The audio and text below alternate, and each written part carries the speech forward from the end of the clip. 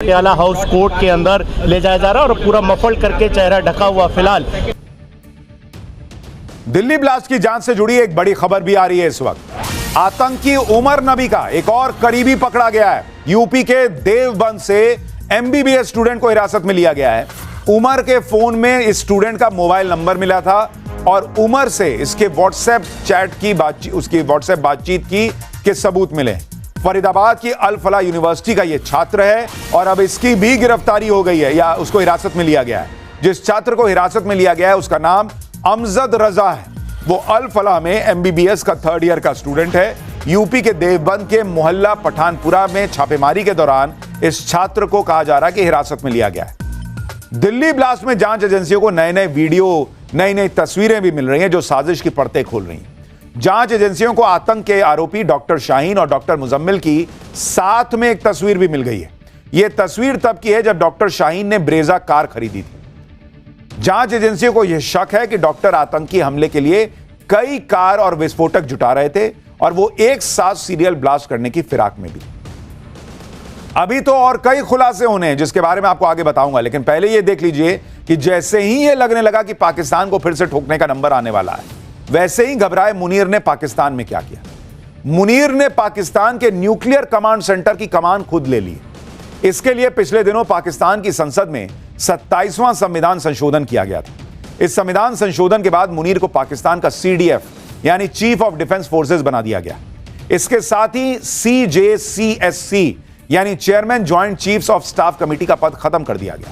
इसका सीधा मतलब यह है कि अब पाकिस्तान में तीनों सेनाएं और न्यूक्लियर कमांड सेंटर का कंट्रोल सीधे मुनीर के हाथ में। मुनीर कभी पाकिस्तान की सेना को अल्लाह की सेना बता रहा है, कभी कह रहा है कि अल्लाह दुश्मन पर फेंकी मिट्टी को मिसाइल बना देगा। यानी मुनीर मान रहा है कि पाकिस्तान की मिसाइलें मिट्टी से ज्यादा कुछ है नहीं। मुनीर की एक मुसीबत यह भी है कि भारत जब इस बार पाकिस्तान को ठोकेगा तो पाकिस्तान लड़ नहीं पाएगा, क्योंकि खुद उसके जो एयरबेस भारत ने मिट्टी में मिलाए थे वो अब तक ठीक नहीं हो पाए हैं। ऑपरेशन सिंदूर में भारत ने पाकिस्तान के 11 एयरबेस फोड़े थे, जिसमें पाकिस्तान का नूर खान एयरबेस भी शामिल था। नूर खान एयरबेस पाकिस्तान का सबसे अहम एयरबेस माना जाता है। यह पाकिस्तान के रावलपिंडी में और इसी एयरबेस के पास पाकिस्तान का न्यूक्लियर कमांड ऑफिस का हेडक्वार्टर SDP यानी स्ट्रेटेजिक प्लान्स डिवीजन भी है। कुल मिलाकर भारत ने पाकिस्तान के उस एयरबेस को तबाह कर दिया था जिसके पास पाकिस्तान के परमाणु हथियारों का कमांड सेंटर है। और यह हमला कितना जबरदस्त था इसका अंदाजा इसी बात से लगाया जा सकता है कि पाकिस्तान अब भी ऑपरेशन सिंदूर के दौरान तबाह एयरबेस को ठीक नहीं कर पाया। और इसका खुलासा भारत ने नहीं बल्कि ओपन सोर्स इंटेलिजेंस नेटवर्क के एक्सपर्ट्स ने किया है। यह खुलासा सैटेलाइट की मदद से ली गई तस्वीरों के जरिए हुआ। नूर खान एयरबेस की 2 तस्वीरें शेयर की गई हैं। पहली तस्वीर में नूर खान एयरबेस पर नई फैसिलिटी बनाने का काम होता नजर आ रहा है। यह 16 अक्टूबर की है जिसमें नूर खान एयरबेस पर बिल्डिंग का स्ट्रक्चर अधूरा नजर आ रहा है, जबकि दूसरी तस्वीर 15 नवंबर की है जिसमें एयरबेस पर बिल्डिंग का स्ट्रक्चर नजर आने लगा है। यानी मुनीर ने एटम बम का कंट्रोल और न्यूक्लियर बटन तो अपने पास रख लिया, लेकिन जिस एयरबेस से पाकिस्तान लड़ेगा वही मिट्टी में मिला हुआ, वहां अभी काम ही पूरा नहीं हुआ है। इसी तरह पाकिस्तान के उत्तरी सिंध के जैकोबाबाद एयरबेस की भी सैटेलाइट तस्वीरें शेयर की गई, जिसमें ऑपरेशन सिंदूर के दौरान भारतीय मिसाइल के टारगेट में आई हैंगर की छत को धीरे धीरे पूरी तरह तोड़ने का काम हो रहा है। पहली तस्वीर 2 अप्रैल की है जिसमें जैकोबाबाद एयरबेस पर हैंगर की छत पूरी तरह सही सलामत नजर आ रही है। दूसरी तस्वीर 12 मई की अब आपको दिखा रहा हूं, जिसमें ऑपरेशन सिंदूर के बाद की यह तस्वीर है और इसमें एयरबेस में टारगेट किए गए हैंगर की छत को नुकसान दिखता है। अगली तस्वीर जो आप स्क्रीन पर है वो 29 सितंबर की है जिसमें हैंगर की छत को तोड़ने का काम होता दिखता है। 14 अक्टूबर की तस्वीर में भी हैंगर की छत को पूरी तरह नहीं जोड़ा जा सका है, जबकि 8 नवंबर की तस्वीर में जैकोबाबाद एयरबेस पर हैंगर की छत को तोड़ने का काम पूरा हुआ नजर आ रहा है। अब सोचिए, जो पाकिस्तान अब तक ऑपरेशन सिंदूर में हुई पिटाई से ही नहीं उबर पाया, अभी तक एयरबेस के रिनोवेशन में ही जुटा है। ऐसे में पाकिस्तान को खुद सोचना होगा कि अगर भारत ने ऑपरेशन सिंदूर पार्ट 2 लॉन्च कर दिया तो भाई तुम तो पैसे ही खड़े नहीं हो पाए, तुम बचोगे कैसे। इधर मुनीर मिट्टी, मिसाइल और एयरबेस में उलझा है। उधर रूस की राजधानी मॉस्को में हुई SCO की बैठक में भारत ने एक बार फिर साफ कर दिया है कि SCO का गठन आतंकवाद से लड़ने के लिए हुआ था और आज ये खतरे पहले से भी ज्यादा गंभीर हो गए। दुनिया को आतंकवाद के खिलाफ जीरो टॉलरेंस दिखाना ही होगा। आतंकवाद के मामले में कोई बहाना, किसी तरह का टाल मटोल या उसे छुपाने की कोशिश बर्दाश्त नहीं की जाएगी।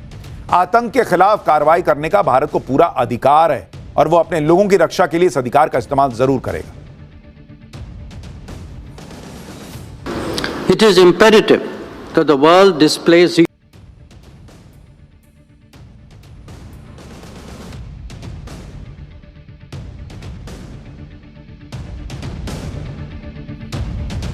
दिल्ली ब्लास्ट को लेकर भारत के विदेश मंत्री एस जयशंकर ने एससीओ बैठक में मौजूद पाकिस्तान के विदेश मंत्री इशाक डार को भी सख्त मैसेज दिया। भारत का मैसेज दुनिया को है कि वो आतंक का जवाब देकर ही रहेगा, यानी पाकिस्तान को हर हाल में ठोका जाएगा। उधर रूस की धरती से एस जयशंकर ने पाकिस्तान के विदेश मंत्री के सामने साफ यह क्लियर कर दिया कि भारत इसको बर्दाश्त नहीं करेगा। अब देखिए कि जो जांच आगे बढ़ रही उसमें कैसे कैसे सीक्रेट कोडवर्ड्स का भी खुलासा हुआ है। आप देखिए कैसे जो फूड डिशेज होती हैं खाने के नाम पर दिल्ली और दूसरी जगहों पर धमाके की साजिश रची जा रही थी। बिरयानी और दावत जैसे कोडवर्ड का इस्तेमाल हो रहा था। खुफिया एजेंसीज के सूत्रों के मुताबिक आतंकी डॉक्टर्स ने बातचीत के लिए बिरयानी और दावत जैसे कोडवर्ड तैयार किए। बिरयानी कोडवर्ड का मतलब विस्फोटक से था, जबकि दावत कोडवर्ड का मतलब धमाका करने वाले दिन से था। चैट में बिरयानी तैयार है, दावत के लिए तैयार रहो, ये इस मैसेज का मतलब था कि बम तैयार हो चुका है, हमला जल्द होने वाला है। व्हाइट कॉलर टेरर मॉड्यूल से जुड़े आतंकी डॉक्टर शाहीन, उमर, मुजम्मिल और अदील इंक्रिप्टेड ऐप पर इसी तरह के कोडवर्ड में बात करते थे। सूत्रों के मुताबिक एनआईए को अल फलाह यूनिवर्सिटी में मिली डॉक्टर्स की डायरी में भी इसी तरह के कई कोडवर्ड लिखे मिले। कुछ कोड डिकोड हो चुके हैं, कुछ अभी डिकोड होने बाकी हैं। और जैसे जैसे आतंकियों के कोडवर्ड डिकोड हो रहे हैं, देश को दहलाने की खौफनाक साजिश का भी सच सामने आ रहा है। यूपी के सहारनपुर से गिरफ्तार हुए आतंकी डॉक्टर अदील ने कैसे वहां अपना टेरर नेटवर्क बना लिया था, इस पर भी हैरान करने वाला खुलासा हुआ। आतंकी डॉक्टर अदील के मोबाइल फोन और डायरी की जांच में एजेंसियों ने कई अहम जानकारियां हासिल की। पता चला है कि डॉक्टर अदील अस्पताल में मरीजों के इलाज की आड़ में टेरर नेटवर्क फैलाने का काम कर रहा था। जांच एजेंसियों के सूत्रों के मुताबिक अदील के मोबाइल फोन और डायरी से मदरसे के छात्रों, कश्मीरी छात्रों और मेडिकल कॉलेज में पढ़ने वाले छात्रों के नंबर मिले। यही नहीं, अदील के फोन से जम्मू कश्मीर की कई लड़कियों के नंबर मिले।